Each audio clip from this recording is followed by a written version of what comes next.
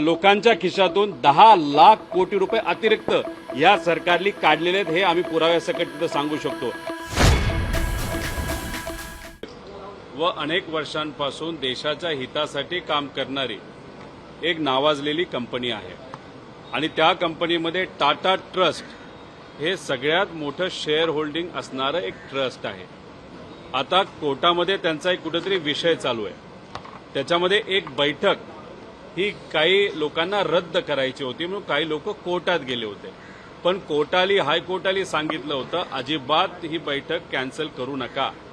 मग कोर्टाकडनं हा निकाल आल्यानंतर सुद्धा कसं का काय माहीत नाही, पण मग तिथं जे धर्मादाय आयुक्त आहेत त्यांनी एक प्रशासक नाही तर एक ॲडमिनिस्ट्रेटर या ट्रस्टवर त्या ठिकाणी टाकला आणि मग त्या ॲडमिनिस्ट्रेटर नाही तर इन्स्ट्रक्टरच्या माध्यमातून ती जी महत्वाची बैठक होती ती कुठेतरी पुढे ढकलली। मग कुठं ना कुठेतरी टाटा ट्रस्टमध्ये सुद्धा सरकारमधले काही लोक हे अप्रत्यक्षपणे हस्तक्षेप करतात का असा प्रश्न तिथं निर्माण होतो। मग काही लोकांना टाटा ही जी मोठी कंपनी आहे त्याच्यात कुठेतरी इतर मोठ्या जे काही समूह आहेत या देशातले त्यांना कुठेतरी अप्रत्यक्षपणे मदत करण्याचा प्रयत्न केला जातोय का, टाटा कंपनीला अडचणीत आणण्याचा प्रयत्न केला जातोय का। आता टाटा ट्रस्टबद्दल मी आपल्या सर्वांना सांगितलं, तसंच महाराष्ट्र क्रिकेट असोसिएशनमध्ये सुद्धा विषय कोर्टात असताना कोर्टाकडनं तिथं इलेक्शनला स्थगिती दिली असताना तिथं धर्मादाय आयुक्ताकडनं स्वतःहून सुमोटो एक प्रशासक आमच्या महाराष्ट्र क्रिकेट असोसिएशनला तिथं दिला।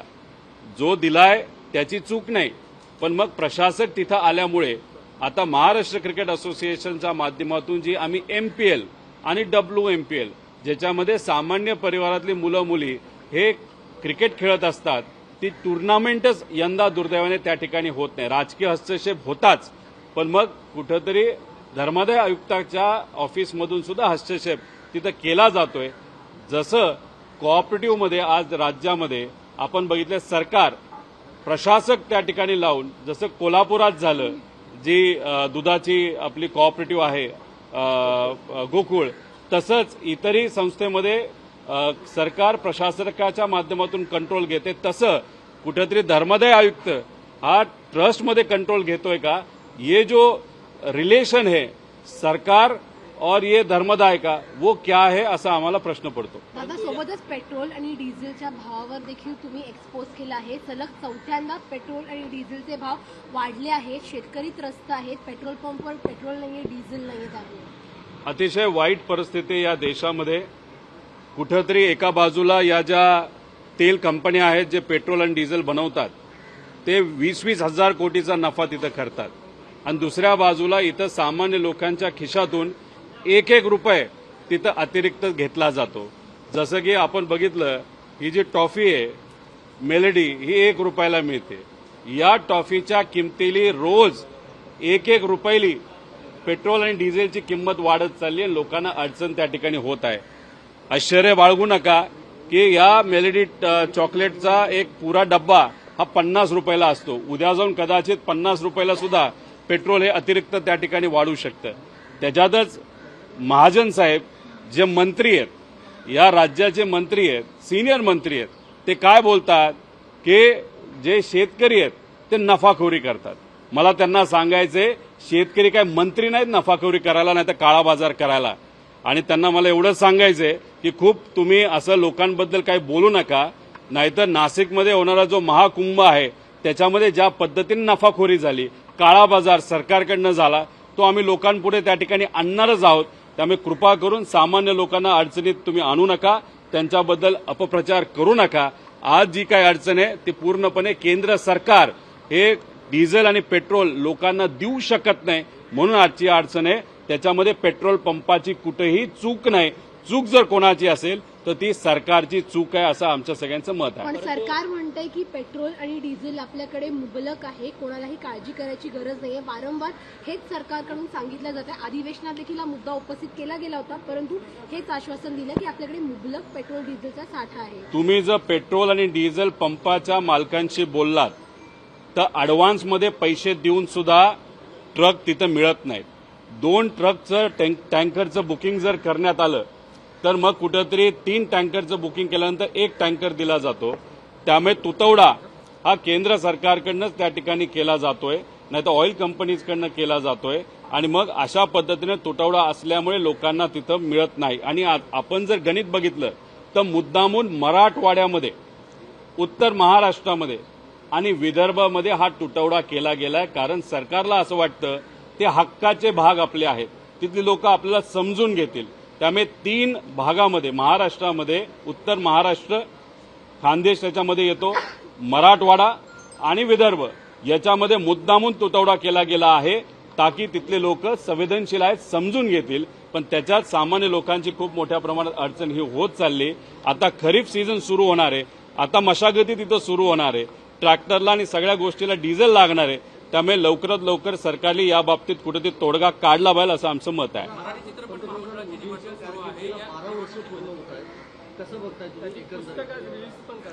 पुस्तक तुम्ही रिलीज करा, बऱ्याच गोष्टी आम्ही सांगू शकतो. पण डिझेल आणि पेट्रोलबद्दल सांगायचं झालं, मनमोहन सिंग साहेब असताना तेव्हा बॅरलचा रेट $110 होता. तेव्हा आपल्याला डिझेल आणि पेट्रोल ₹60च्या आसपास मिळत होतं. मोदी साहेबांचं सरकार या देशामध्ये आल्यानंतर लगेचच त्यांनी पेट्रोल आणि डिझेलचे भाव हे ₹90 तिथे नेले. मध्ये 110 वरनं तेलाची किंमत डॉलरला ही $40 आली, तरी सुद्धा यांनी भाव कमी केले नाही.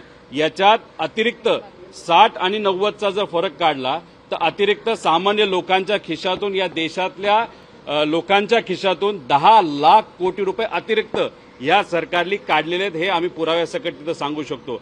त्यामुळे या 10-12 वर्षामध्ये काय झालंय तर सामान्य लोकांच्या पैशाची चोरी झालेली आहे, सामान्य लोकांना दिशाभूल केलं आहे. गरिबी मोठ्या प्रमाणात या देशामध्ये वाढलेली आहे आणि गरिबी आणि श्रीमंताचं जे अंतर आहे, ज्याला आपण के शेप रिकव्हरी म्हणतो, ते मोठ्या प्रमाणात वाढल्यामुळे इथं सामान्य लोक मात्र अडचणीत आलेले आपल्या सगळ्यांना बघायला मिळतात. पेट्रोल डिझेलच्याच बाबतीत खरं तर एकीकडे आपण आयात करत असतो पेट्रोल डिझेल, परंतु काही प्रायव्हेट कंपनीज जे आहेत ते मोठ्या प्रमाणात देशातून निर्यात सुद्धा पेट्रोलचं मोठ्या प्रमाणात करतात. नाही, आता कुठंतरी सरकारने निर्णय घेतला पाहिजे. हे जे रिफायनरीज आहेत, ज्या पोर्टवर आहेत, त्यांना सांगून थोडंसं डिझेल आणि पेट्रोल आपल्याकडे डायव्हर्ट केलं पाहिजे. कारण का त्यांचे जर आपण शेअर होल्डिंग, नाहीतर त्यांचं जे अॅन्युअल, नाहीतर 3 महिन्याचं जर परफॉर्मन्स बघितला प्रॉफिटचा, तर त्यांचं प्रॉफिट वाढत चाललेलं आहे. त्यामुळे आमचं मत आहे की जरा प्रॉफिट कमी करू द्या. जर गेल्या 10 वर्षामध्ये ह्या ऑइल कंपन्या ज्या आहेत, बीपीसीएल, एचपीसीएल आणि आयओसीएल, ह्या ज्या गव्हर्नमेंटच्या कंपन्या आहेत, 4.5 लाख कोटीचं प्रॉफिट नफा त्यांनी कमवलेला आहे. मात्र आपण डिझेल 90 पेक्षा जास्त रुपये तिथं घेतलेलं आहे, पेट्रोल पण 90 पेक्षा जास्त घेतलेलं आहे. आणि ह्याच्या व्यतिरिक्त सरकारकडनं खऱ्या अर्थाने जी मदत करायला पाहिजे होती ती केली गेली नाही.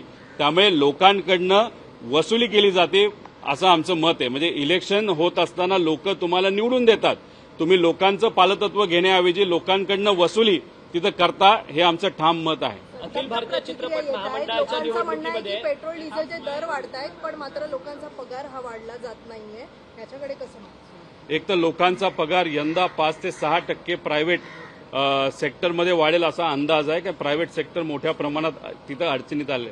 इन्फ्लेशन म्हणजे आपली महागाईचा टक्का बघितला 7%च्या आसपास आहे. पण आता पेट्रोल आणि आजचे जे काही भाव बघितले, खाद्यापासून जे काही इतर गोष्टीचे, स्टीलपासून सगळेच, तर इन्फ्लेशन कदाचित 7%च्या पुढे जाऊ शकतं.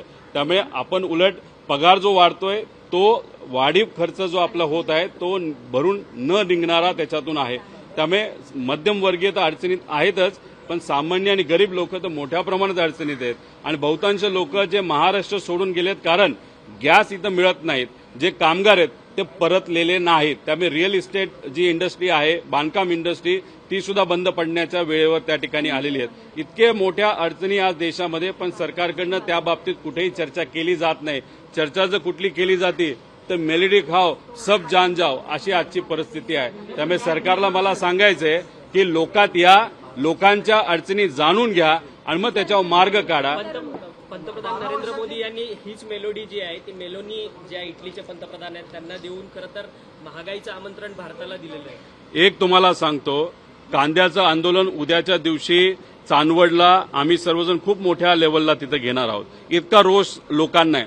शेतकरी काय म्हणतात माहितीये का, मोदी साहेबांनी इटलीला जाऊन, नाही तर बाहेरच्या देशाला जाऊन मेलेडी चॉकलेट देण्यापेक्षा, कारण का मेलेडीचं चॉकलेट दिल्यानंतर पार्ले नावाची जी कंपनी ते शेअर इतके वाढले, 10,000 कोटी रुपये तिथं वाढले.